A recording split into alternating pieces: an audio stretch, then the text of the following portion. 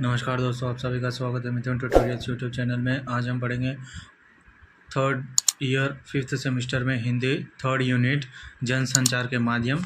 इसमें से हम दो जनसंचार के बारे में हमने जान लिया है। आज हम जानेंगे तीसरा, जनसंचार की प्रमुख विशेषताएं। प्रस्तावना: जनसंचार उस प्रक्रिया को संदर्भित करता है जिसके द्वारा एक व्यक्ति या एक लोगों का समूह या कोई संगठन संचार के माध्यम से एक संदेश को बड़ी संख्या में गुमनाम और विश्व व्यक्ति और संगठनों तक पहुंचाता है। अर्थात यह है कि जनसंचार यानी इस एक संदेश को एक स्थान से दूसरे स्थान पर पहुंचाता है और वह बहुत बड़ी संख्या में गुमनाम और विश्व व्यक्तियों और संगठनों तक पहुंचाता है। अब हम जानेंगे जनसंचार की प्रमुख विशेषताएं। जनसंचार की प्रमुख विशेषताएं क्या है? जैसे इम्पोर्टेंस, पहला है जनसंचार द्वारा समाज की बौद्धिक संपदा का हस्तांतरण संभव हो सकता है। जनसंचार के द्वारा जो है समाज में एक बौद्धिक संपदा का हस्तांतरण संभव हो सकता है। जनसंचार द्वारा विभिन्न विषयों पर आधुनिक जानकारी उपलब्ध कराई जाती है। जनसंचार के द्वारा जो है विभिन्न विषयों पर यानी डिफरेंट अगर हम कह सकें तो अलग अलग विषय समस्याएं जो रहती है उस पर आधुनिक जानकारी उपलब्ध करा जा सकती है। तीसरा अगर हम देखो है, जनसंचार द्वारा संदेश तीव्र गति से भेजा जा सकता है।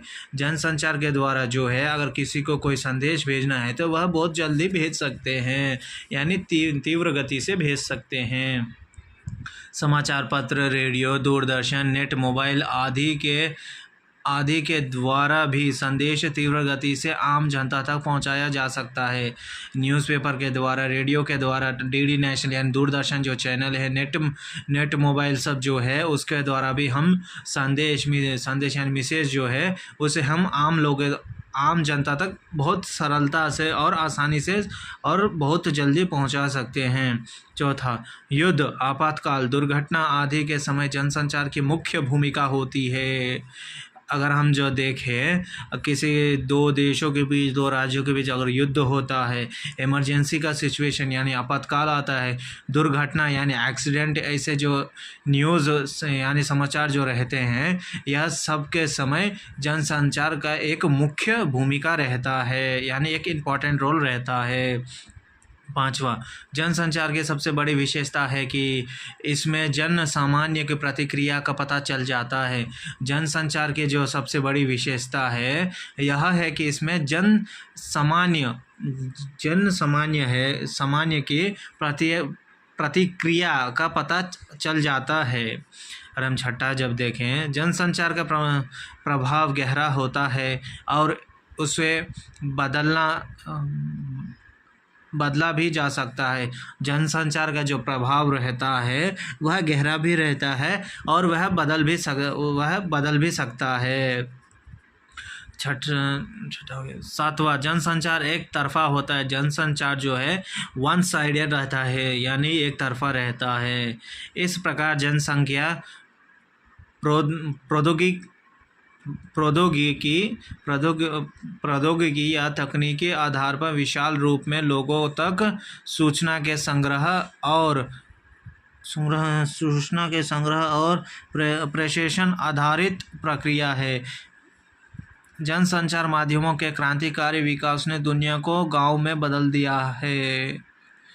अगर हम जनसंचार के माध्यमों के क्रांतिकारी विकास को देखें तो यह दुनिया को गांव में बदल दिया है।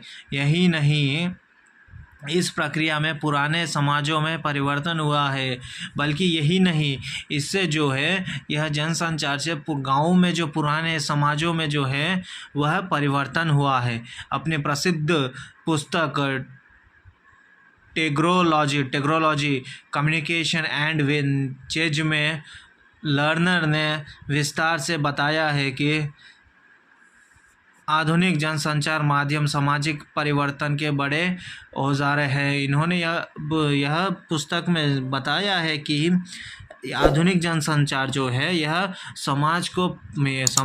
सामाजिक व्यवस्थाओं को परिवर्तन करने की ओर एक औजार है। यह थी जनसंचार के प्रमुख विशेषताएं। अगले वीडियो में हम जानेंगे जनसंचार के प्रकार। धन्यवाद।